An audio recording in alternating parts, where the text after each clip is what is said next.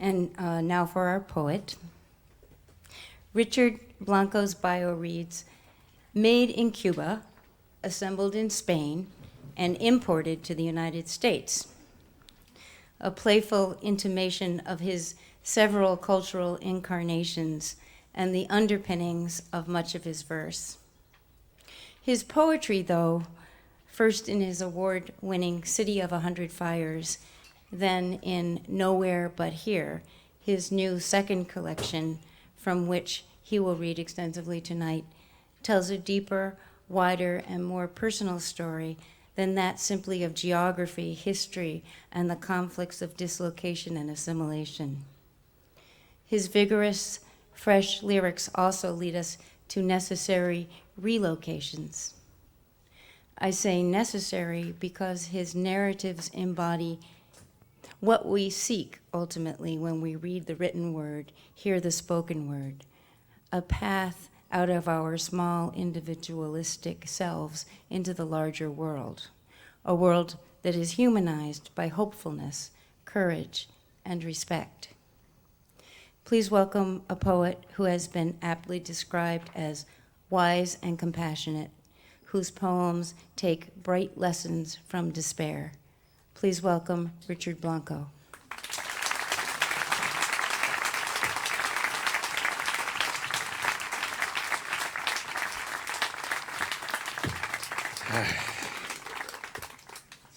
Well, thank you. Thank you, Allison. Did such a great job. I might just throw away my notes. It sounds better than anything I had to say about my work. But I think you touched some very good points. But I wanted to thank Allison. My first time at the Sunken Garden was about 4 years ago when I had first moved up to Connecticut to teach at CCSU. And Billy Collins was reading that night, and I thought, wow, wouldn't it be great if I could read here one day? And so here I am, and God is good, but God isn't the artistic director of the Hillstead. It's Allison, whoever she was. And now I'm hearing that all these other people are behind her, so I'd like to thank, seriously, everybody involved and for inviting me here.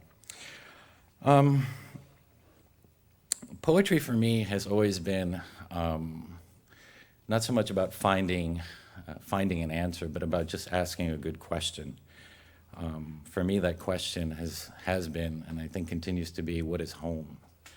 I think it's a universal question. I think we'd all agree, whether you are an immigrant or an exile or a migrant, or you still live in the same hometown or your great-grandparents lived.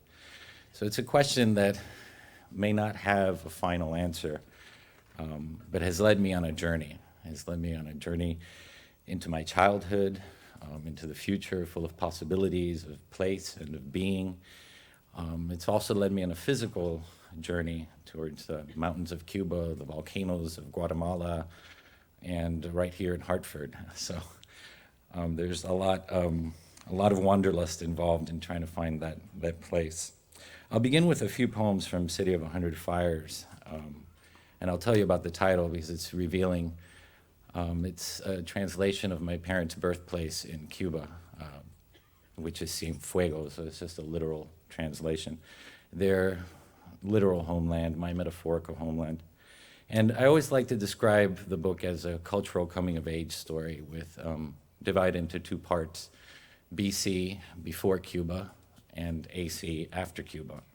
The BC poems just deal with sort of the child of an exile sort of growing up in the United States and trying to negotiate an identity and trying to find out, where they belong. The AC poems sort of deal with trips, or poems based on my narratives of my trips to Cuba after, as an adult, of just going in search of those landscapes, those people, that history that was all just in books, in stories, in photographs, and letters.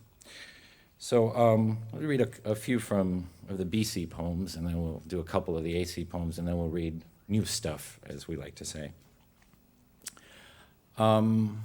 As Cubans like to joke in Miami, we like living there because it's so close to the United States, and you don't have to go through customs. It's very convenient. In many respects, and anybody who's visited Miami will testify to this, it is sort of like living in another country, and it's what I love about it. I guess that you love it if you're Cuban. I don't know if anybody else would. But I always wanted to come to live in the United States, and so there was always this sense that the traditions, American traditions, didn't translate very well, and I was in awe of them, but it just never happened. One of those things was Thanksgiving, which we still call San-giving, as in San Francisco or San Ignacio. We just don't get it. I mean, sorry. So this poem sort of stems from that, and you should know two things, which I think most of us are old enough, maybe not, why Cubans hate John F. Kennedy, his memory, his legacy, and everything have to do with the Bay of Pigs invasion. And that for Cubans, pork is not the other white meat. It is the only white meat. And it's not a serious poem. America. Although Tia Miriam boasted she discovered at least half a dozen uses for peanut butter, topping for guava shells and syrup, butter substitute for Cuban toast, hair conditioner and relaxer, Mama never knew what to make of the monthly 5-pound jars handed out by the immigration department until my friend Jeff mentioned jelly. There was always pork, though, for every birthday and wedding, whole ones on Christmas and New Year's Eve, even on Thanksgiving Day, pork, fried, broiled, or crispy skin roasted, as well as cauldrons of black beans, fried plantain chips, and yuca con mojito. These items required a special visit to Antonio's Mercado on the corner of 8th Street, where men in guayaberas stood in Senate blaming Kennedy for everything. Ese hijo de puta, the bile of Cuban coffee and cigar residue filling the creases of their wrinkled lips, clinging to one another's lies of lost wealth, ashamed and empty as hollow trees. By 7, I had grown suspicious. We were still here. Overheard conversations about returning had grown wistful and less frequent. I spoke English. My parents didn't. We didn't live in a 2-story house with a maid or a wood panel station wagon or vacation camping in Colorado. None of the girls had hair of gold. None of my brothers or cousins were named Greg, Peter, or Marcia. We were not the Brady Bunch. None of the black and white characters on Donna Reed or the Dick Van Dyke Show were named Guadalupe, Lázaro, or Mercedes. Patty Duke's family wasn't like us either. They didn't have pork on Thanksgiving. They ate turkey with cranberry sauce. They didn't have yuca. They had yams, like the diddles of pilgrims I colored in class. A week before Thanksgiving, I explained to my abuelita about the Indians and the Mayflower, how Lincoln set the slaves free. I explained to my parents about the Purple Mountain's majesty, 1 if by land, 2 if by tree, 2 if by sea, the cherry tree, the tea party, the amber waves of grain, the masses yearning to be free, liberty and justice for all, until finally they agreed this Thanksgiving we would have turkey, as well as pork. Abuelita prepared the poor fowl as if committing an act of treason, faking her enthusiasm for my sake. Mama set a frozen pumpkin pie in the oven and prepared candy yams, following instructions I translated from the marshmallow bag. The table was arrayed with gladiolas. The plattered turkey loomed at the center on plastic silver from Woolworths. Everyone sat in green velvet chairs we had upholstered with clear vinyl, except Tio Carlos and Toti, seated in the folding chairs from the Salvation Army. I uttered a bilingual blessing, and the turkey was passed around like a game of Russian roulette. Dry, Teoberto complained, and proceeded to drown the lean slices with pork fat drippings and cranberry jelly, esa mierda roja, as he called it. Faces fell when Mama presented her ochre pie. Pumpkin was a home remedy for ulcers, not a dessert. Tia Maria made 3 rounds of Cuban coffee, then Abuelo and Pepe cleared the living room furniture, put on a Celia Cruz LP, and the entire family began to merengue over the linoleum of our apartment, sweating rum and coffee until they remembered. It was 1970 and 46 degrees in America. After repositioning the furniture, an appropriate darkness filled the room. Teoberto was the last to leave. There are some interesting traditions that your parents, this is an American tradition, but Cuban traditions or Latino traditions that your parents sort of just assume that you understand because you're their children. One of those is called la charada, which is a kind of numerology like the Chinese have numbers from 1 to 100 or 1 to 500, whatever, like the year of the pig or the year of the cat or whatnot. There's a similar one that Cubans, of course, invented. And someone got it. So my grandmother was a bookie, and so she knew all the numbers by heart. And there goes little Ricky on summer vacation with my grandmother, and so she sees a dead dog on the road. She's like, 42, or like sees like a bird dropping on the windshield, and 31. And you're like, okay. Nobody bothered to explain this to me. And being a quiet child that I was, I didn't ask, I guess. But this stems from that memory. Mango, number 61. Pescado Grande was number 14, while Pescado Chico was number 12. Dinero, money, was number 10. This was La Charada, the sacred and obsessive numerology my abuela used to predict lottery numbers or winning trifectas at the dog track. The grocery stores and pawn shops on Flagler Street handed out complimentary wallet-sized cards printed with the entire charada, numbers 1 through 100. Number 70 was coco, number 89 was melon, and number 61 was mango. Mango was Mrs. Pike, the last Americana on the block with the best mango tree in the neighborhood. Mama would coerce her into granting us picking rights. After all, los Americanos don't eat mango, she'd reason. Mango was fruit wrapped in brown paper bags, hidden like ripening secrets in the kitchen oven.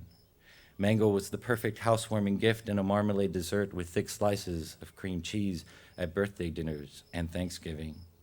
Mangoes watching like amber cat's eyes. Mangoes perfectly still in their speckled maroon shells like giant unhatched eggs. Number 48 was cucaracha, number 36 was bodega, but mango was my uncle's bodega, where everyone spoke only loud Spanish, the precious gold fruit towering in tres por un peso pyramids. Mango was mango shakes made with milk, sugar, and a pinch of salt, my grandfather's treat at the 8th Street Market after baseball practice. Number 60 was sol, number 18 was palma, but mango was my father and I under the largest shade tree at the edges of Tamiami Park. Mango was abuela and I hunched over the counter, covered with the Spanish newspaper, devouring the dissected flesh of the fruit, slithering like molten gold through our fingers, the nectar cascading from our binging chins, abuela consumed in her rapture and convinced that I absolutely loved mangoes, those messy mangoes. Number 79 was Cubano, us, and number 93 was Revolucion, though I always thought it should be 58, the actual year of the revolution. The reason why, I'm told, we live so obsessively and nostalgically eating number 61's mangoes here in number 87, America. Thanks.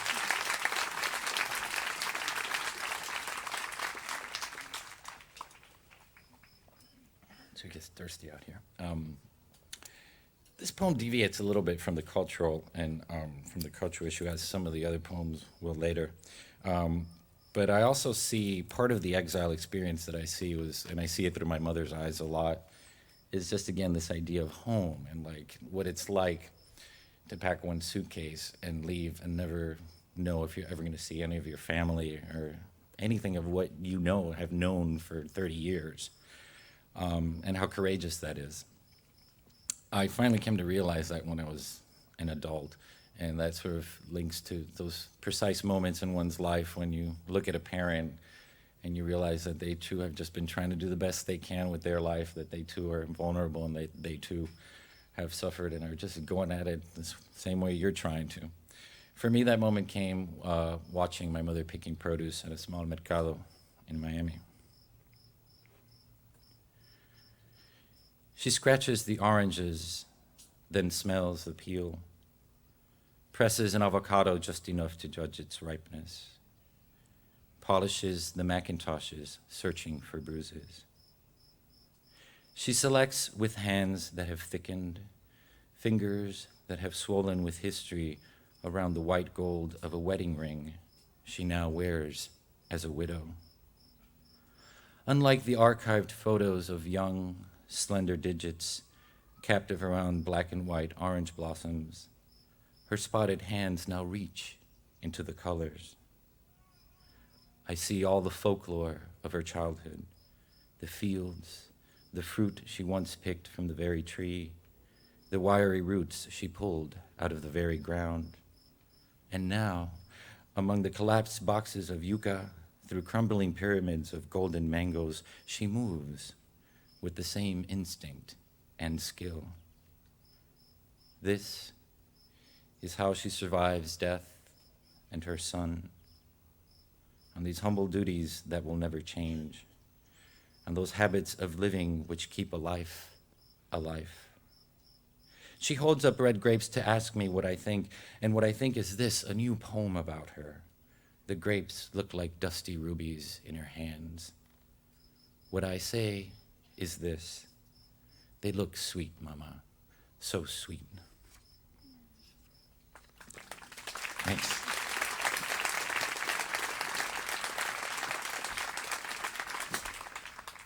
This also will refer back a letter poem that I'll read about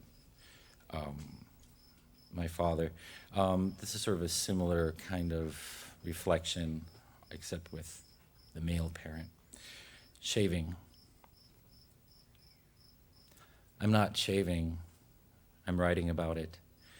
And I conjure the most elaborate idea, how my beard is a creation of silent labor, like ocean steam rising to form clouds, or the bloom of spider webs each morning. The discreet mystery of how whiskers grow, like the drink roses take from the vase, or the fall of fresh rain, becoming a river, and then rain again, so silently. I think of all these slow and silent forces, and how quietly my father's life passed us by. I think of those mornings when I am shaving, and remember him in a masquerade of foam. Then, as if it was his beard I took the blade to, the memory of him in tiny snips of black whiskers swirling in the drain, dead pieces of the self from the face that never taught me how to shave.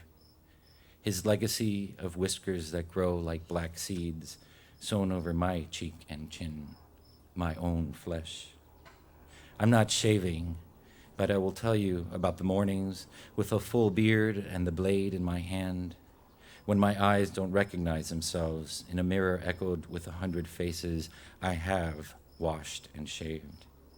It is in that split second when perhaps the roses drink and the clouds form, when perhaps the spider spins and rain transforms, that I most understand the invisibility of life and the intensity of vanishing, like steam at the slick edges of the mirror, without a single trace.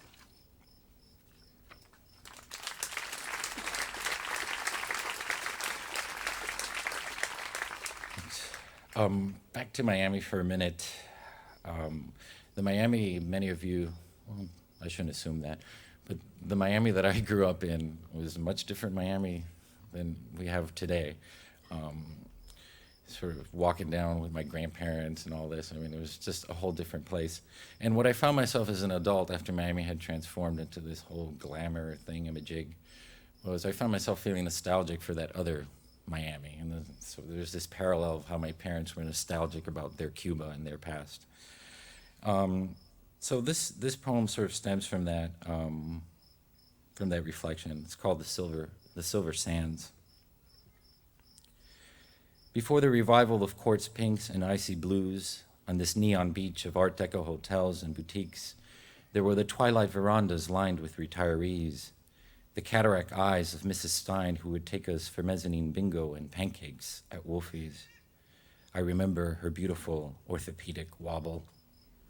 Before sequined starlets popping out of limousine doors and booze on the breath of every glitter-paved street, there were the 5-year-old summers of flamingo towels, transistor radios blaring something in Spanish we ignored, only curious of driftwood, washed-up starfish and jellyfish, the beauty of broken conch and our moated sandcastles. Before the widened cafes And before the widened sidewalks and pretentious cafes, where I take my cappuccino sprinkled with cinnamon, our mothers were peacocks in flowered bathing caps, posing for sandy Polaroids like pageant contestants. There were 15-cent Cokes to their ruby lips, and there was nothing their beauty couldn't conquer.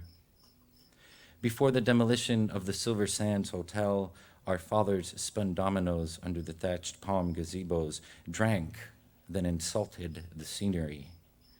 Nada like our Baradero.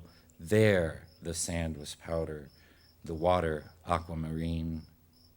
I remember the poor magic of those voices, how beautifully they remembered beauty.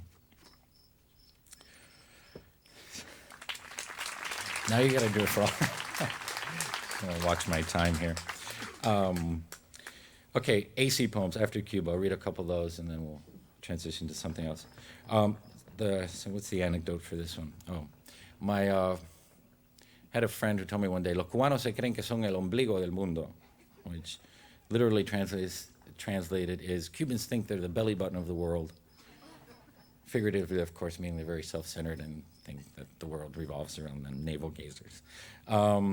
At that time, I was reading Genesis for some reason. Again, maybe the answer's in there somewhere, I don't know. And so I thought of this title called Havanasis, and I thought, what if a Cuban would have written the story of creation? This is just one of those things that poets do. And so that's the literal and figurative genesis of this poem. There's one other thing I forgot to do. Well, let's read on. Havanasis. In the beginning, before God created Cuba, the earth was chaos, empty of form and without music. The Spirit of God stirred over the dark tropical waters, and God said, "Let there be music." And a soft conga began a 1-2 beat in the background of the chaos. Then God called up Yemaya and said, "Let the waters under heaven amass together, and let dry land appear." It was done. God called the fertile red earth Cuba, and the amassed waters the Caribbean. And God saw that this was good, tapping his foot to the conga beat. Then God said, "Let the earth sprout papaya and cocoa and white cocoa flesh, malanga roots and mangoes in all shades of gold and amber. Let there be tabaco and café and sugar for the café. Let there be rum. Let there be waving plantains and guayabas and everything tropical-like." God saw this was good. Then he fashioned palm trees, his pièces de résistance. Then God said, "Let there be a moon and stars to light the nights over Club Tropicana, and a sun for 365 days of the year." God saw this was good. He called the night nightlife, the day he called paradise. Then God said, "Let there be fish and fowl of every kind." And there was spicy shrimp enchilado, chicken fricassé, and codfish bacalao. But he wanted something more exciting and said, "Enough. Let there be pork." And there was pork, deep-fried, whole-roasted, pork rinds and sausage. He fashioned goats, used their skins for bongos and batus. He made claves and maracas and every percussion instrument known to man. Then, out of a red lump of clay, God made a Taino and set him in a city he called Havana. Then he said, "It is not good that Taino be alone. Let me make him helpmates."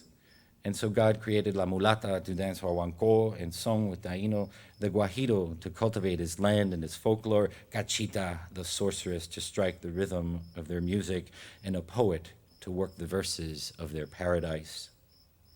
God gave them dominion over all the creatures and musical instruments and said unto them, "Be fruitful and multiply, eat pork, drink rum, make music and dance." On the seventh day, God rested from the labors of his creation. He smiled upon the celebration and listened to their music.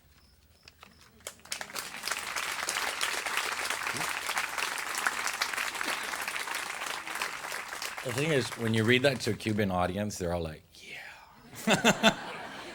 And then the joke was on me one time because I read this actually at Breadloaf before Ed Hirsch had to read. And I hadn't realized the audacity of a Jewish God making pork, and he clearly pointed that out.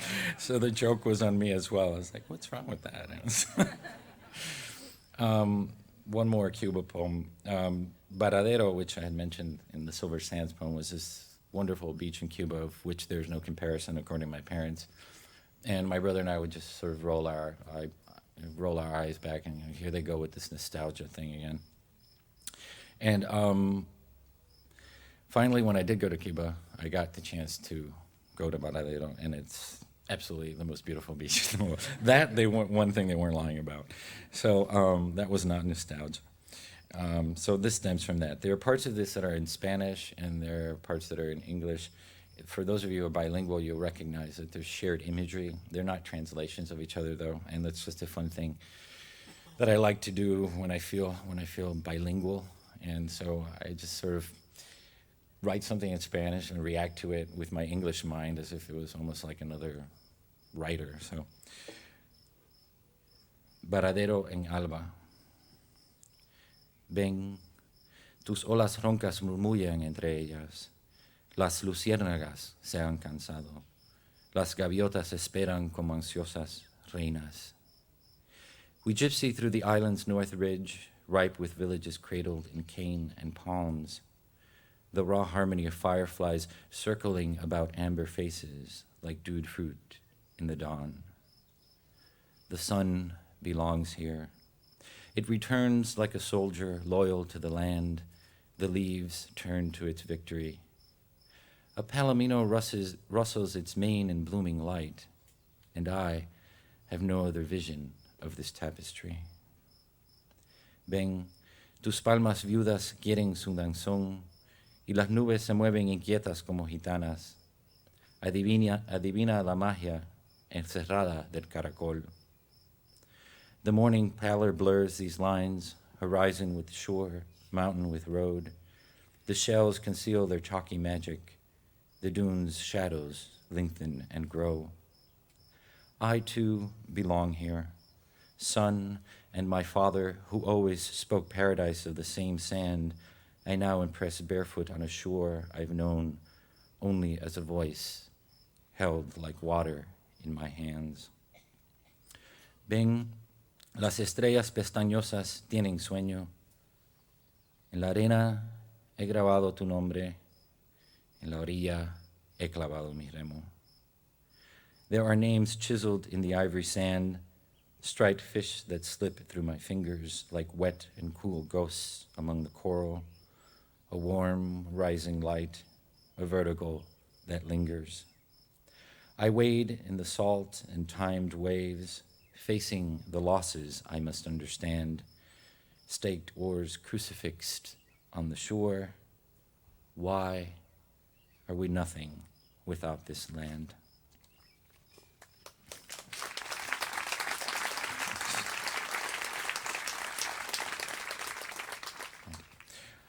Okay, now for some new stuff. I think Allison did a great job of explaining sort of the expansion that occurred, I think, for myself and in my writing. Having gone to Cuba and seeing both the political and emotional impossibility of probably living there, at least in the immediate future, suddenly the question of home became something much broader and complex. So that it wasn't just Cuban or American, or should I be Cuban or should I be American, but I found out I was both, and that also, well, where the hell do I live then? And so this got me, and then in the middle of that I moved to Connecticut, which just compounded the question even more.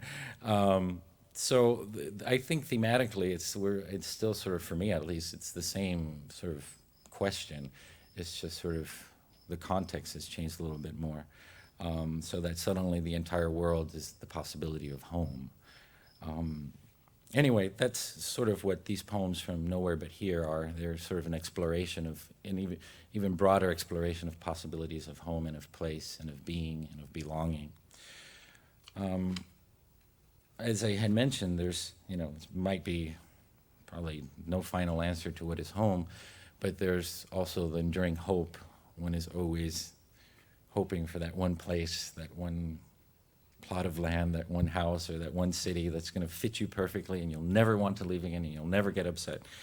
I think that's in part why we travel and what Wanderlust is all about. It's just like sort of this hidden agenda of like, you know, you come back from vacation and you always say, I would really love to move to so-and-so. And then, of course, the reality is usually you move, if you do move, it's got its own problems. Anyway, I almost fell in love with a place this summer while I was in Europe. And that's where this poem comes from. That and a brochure. We're not going to Malta. Title. We're not going to Malta because the winds